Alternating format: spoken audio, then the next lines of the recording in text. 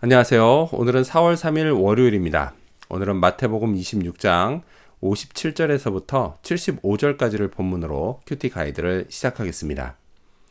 먼저 오늘 이 본문을 통해 제가 묵상한 예수님은 그리스도라고 대답하신 분입니다. 63절과 64절 말씀을 읽겠습니다. 예수께서 침묵하시거늘 대제사장이 이르되 내가 너로 살아계신 하나님께 맹세하게 하노니 내가 하나님의 아들 그리스도인지 우리에게 말하라. 예수께서 이르시되 내가 말하였느니라. 그러나 내가 너희에게 이르노니 이후에 인자가 권능의 우편에 앉아 있는 것과 하늘 구름을 타고 오는 것을 너희가 보리라 하시니. 아멘. 다른 증언들에 대해서는 침묵하신 예수님이 유일하게 그것도 분명하게 하신 대답이 한 가지 있습니다. 그건 당신이 하나님의 아들 그리스도시라는 겁니다. 이거야말로 하나님이 예수님을 이 땅에 보내신 가장 근본적인 이유입니다. 자, 공생애를 통틀어서 가장 긴장감이 높아진 이 순간, 그때 예수님은 하나님이 당신을 그리스도로 보내신 목적에 집중하셨습니다. 자, 그리고 그 목적을 이루고자 당신의 입으로 자신이 하나님의 아들 그리스도라는 진리를 말씀하셨습니다. 예수님이요, 이 대답을 하실 때 그 이후에 벌어질 일을 전혀 예상하지 못하셨을까요? 그렇지 않습니다. 주님은 분명 알고 계셨습니다. 하지만 하나님이 기대하시고 또 기뻐하실 일을 행하기로 결단하셨고 순종하셨습니다. 주님은 이후의 모든 일들을 모두 하나님께 맡겨드렸습니다. 자, 그렇다면 계속해서 오늘 이 본문을 통해 제가 발견한 인간의 모습, 어떤 게 있을까요? 오늘은 예수님을 조롱하는 사람들을 볼 수 있습니다. 67절과 68절 말씀을 읽겠습니다. 이에 예수의 얼굴에 침 뱉으며 주먹으로 치고 어떤 사람은 손바닥으로 때리며 이르되 그리스도야 우리에게 선지자 노릇을 하라.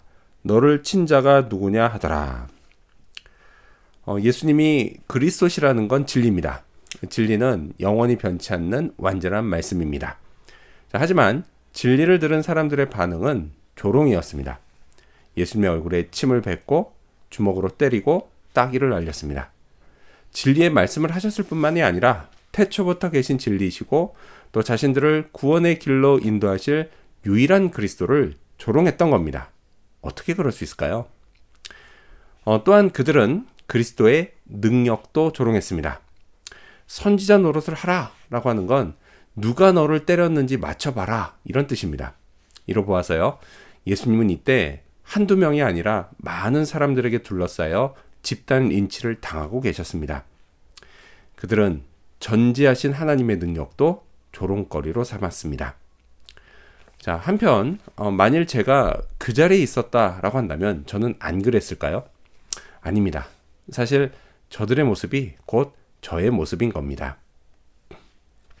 그렇다면 끝으로 오늘 이 본문을 통해 나에게 주신 교훈이 뭘까요? 그건 예수님을 통해 회개하자입니다. 75절 말씀을 읽겠습니다. 이에 베드로가 예수의 말씀에 닭 울기 전에 내가 3번 나를 부인하리라 하심이 생각나서 밖에 나가서 심히 통곡하니라. 예수님 안에 있는 하나님의 전지하신 능력을 알게 된 사람이 또 한 명 등장합니다. 바로 베드로입니다.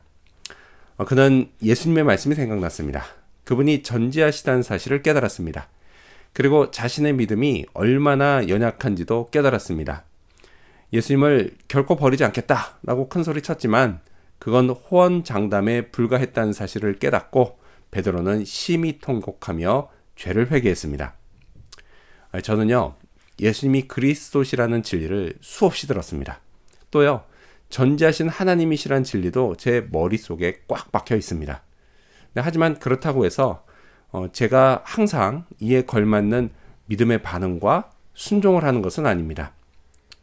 만약 예수님을 다시 깨달았다라고 한다면 이제 남은 건 그분을 통해 죄를 회개하는 것입니다. 이 베드로처럼 말이죠. 그것이 주님 앞에 제가 다시 회복되는 첫걸음입니다. 이 사실을 되새기는 그런 하루가 되어야겠습니다. 기도하겠습니다.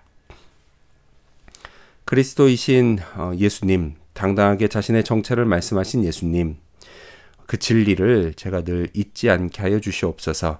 그리고 종종 믿음의 반응과 순종을 하지 못할 때가 있습니다. 그때마다 예수님을 통해서 다시 회개하고 회복되게 하여 주시옵소서. 늘 믿음의 고백을 하고 그렇게 살아가도록 도와주시옵소서. 감사드리며 예수님 이름으로 기도합니다. 아멘.